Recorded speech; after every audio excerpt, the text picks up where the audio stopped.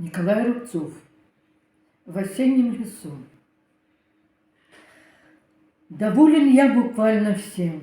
На животе лежу и ем бруснику, спелую бруснику.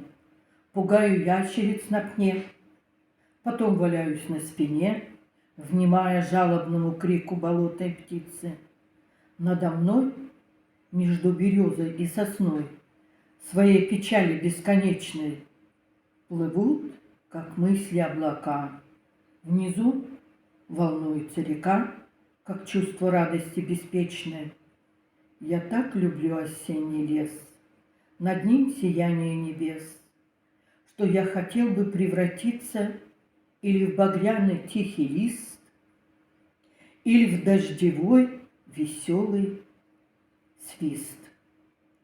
Но, превратившись, возродиться и возвратиться в отчий дом, чтобы однажды в доме том перед дорогою большою сказать: я был в лесу листом, сказать: я был в лесу дождем. Поверьте мне, я чист душою.